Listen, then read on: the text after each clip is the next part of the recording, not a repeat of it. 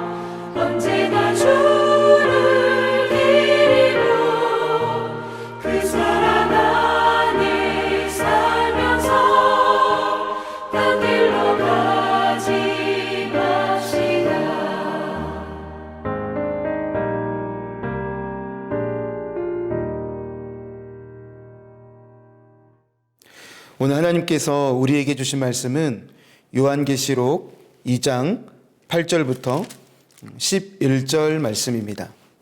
함께 봉독하시겠습니다. 서머나 교회의 사자에게 편지하라.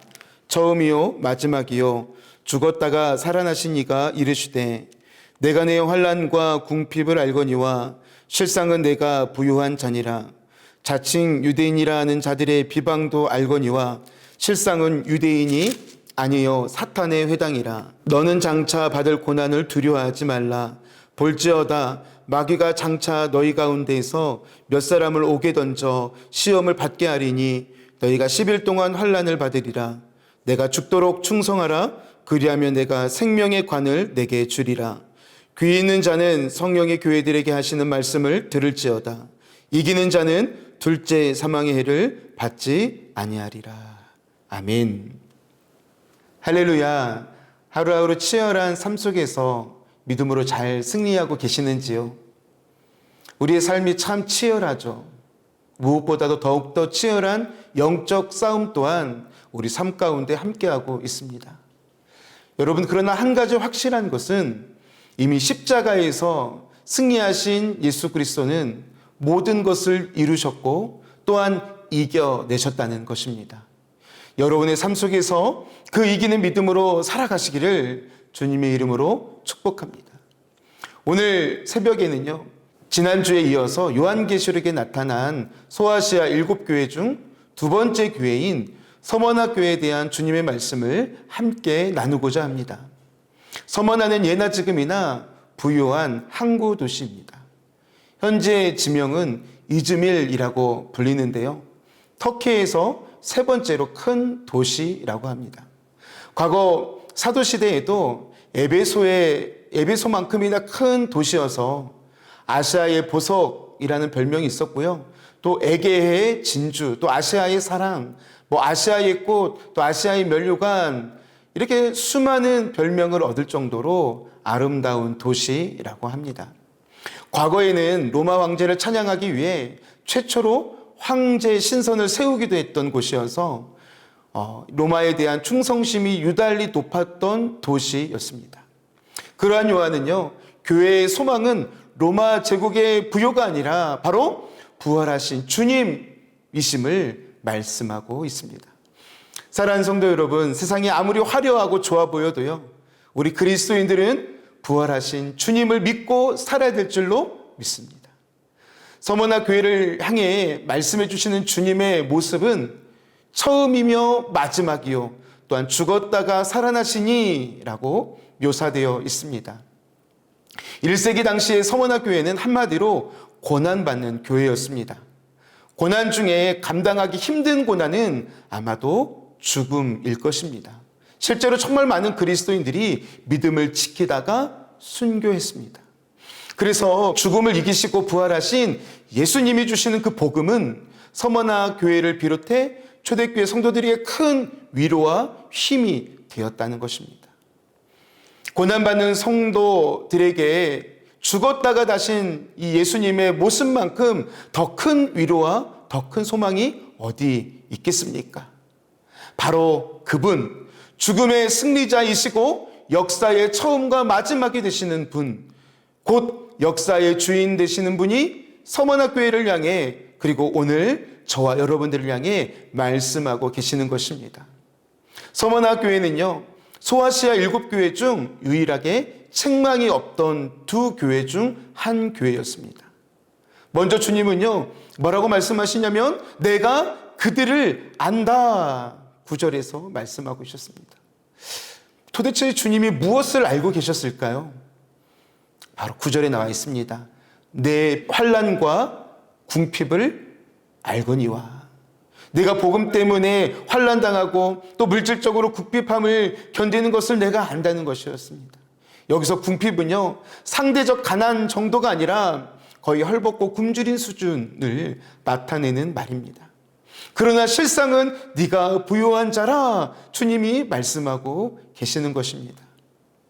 내 인생이 아무리 환난의 연속이어도요, 그것을 내 인생의 주인이신 주님께서 알아주신다면 우리는 견딜 수 있지 않겠습니까? 왜 그렇습니까? 주님은 우리의 머리털의 숫자까지도 알고 계시고 우리의 체질까지도 아시는 분이시기 때문에, 그 주님이 우리를 알고 계시기 때문에 그렇습니다. 그 주님은 어떤 분이십니까? 온 세상을 창조하시고 지금도 다스리시는 전능의 하나님이십니다. 할렐루야. 그 하나님께서 오늘도 저와 여러분들을 잘 알고 계신다는 것입니다. 서머나 교회를 향해 책망할 것은 없었지만 여전히 권면은 필요했습니다. 주님은요, 크게 두 가지를 권면하시는데요, 첫 번째는 10절에 보니까 고난 가운데 두려워하지 말아라. 두 번째는요, 다가올 고난 가운데 죽도록 충성하라. 주님은 권면하고 계십니다. 이 권면 그대로, 예언 그대로 적중했죠. 주후 156년 2월 2일 사도 요한의 제자로서 이 서머나 교회의 영적 지도자가 된 폴리캅이 순교하는 사건이 일어납니다. 당시 로마 왕제의 신상을 참배하기를 거절했던 폴리캅과 또 인근 지역의 성도들 11명이요 체포됩니다. 그러나 폴리캅의 인격과 덕망을 흠모하던 총독은요, 예수를 욕하고 황제의 신상이 저라면 당장 너를 풀어주겠다라고 회유합니다.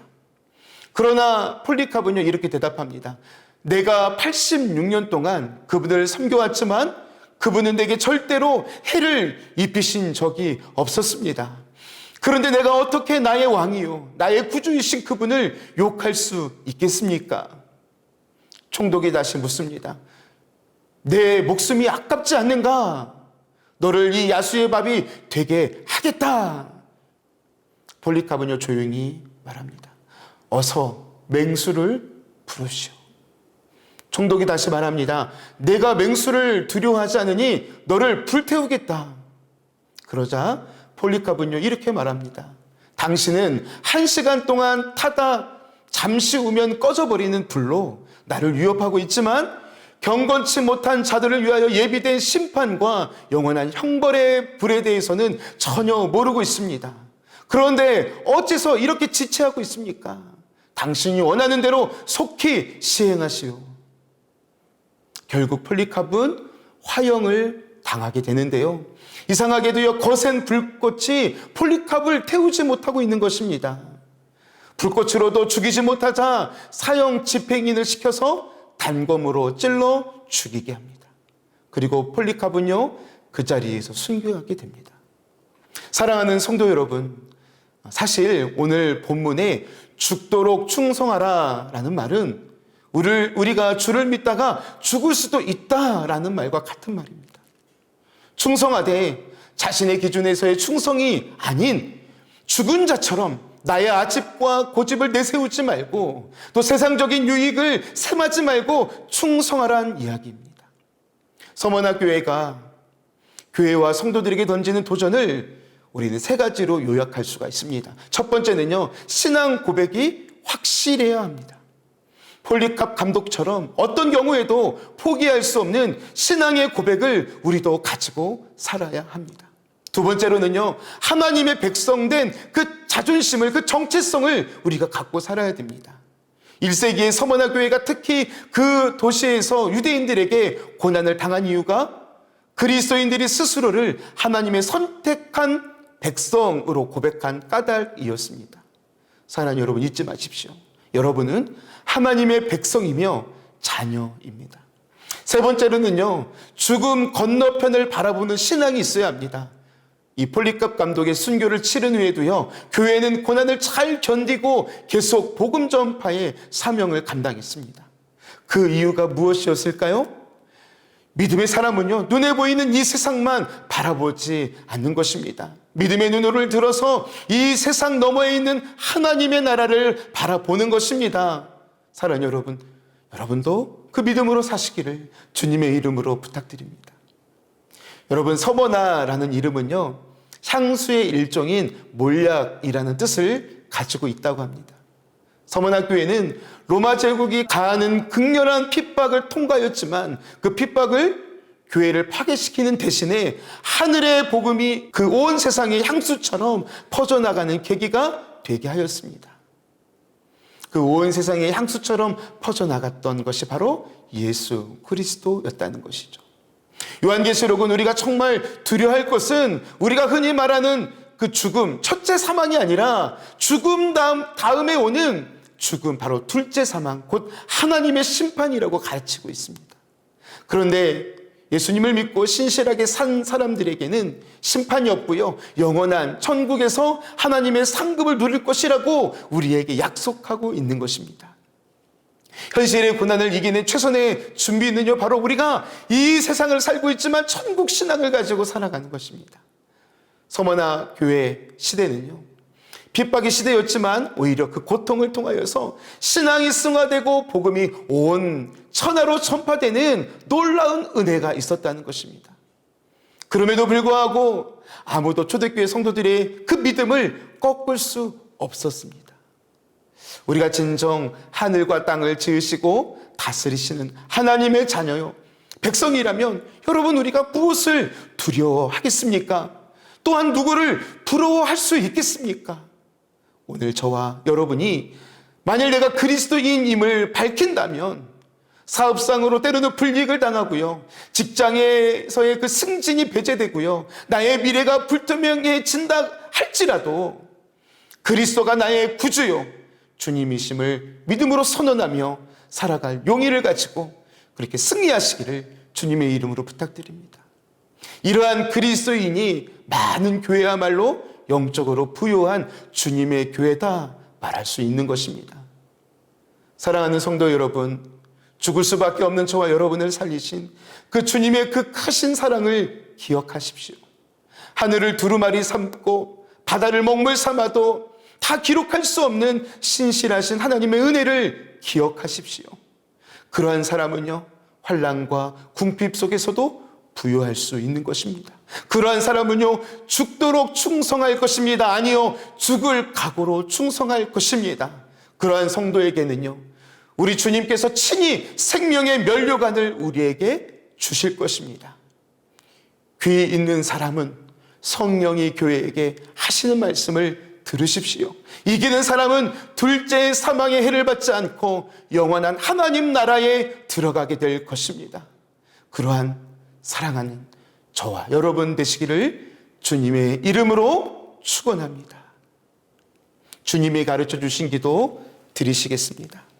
하늘에 계신 우리 아버지, 아버지의 이름을 거룩하게 하시며 아버지의 나라가 오게 하시며 아버지의 뜻이 하늘에서와 같이 땅에서도 이루어지게 하소서. 오늘 우리에게 일용할 양식을 주시고 우리가 우리에게 잘못한 사람을 용서하여 준 것 같이 우리 죄를 용서하여 주시고 우리를 시험에 빠지지 않게 하시고 악에서 구하소서. 나라와 권능과 영광이 영원히 아버지의 것입니다. 아멘.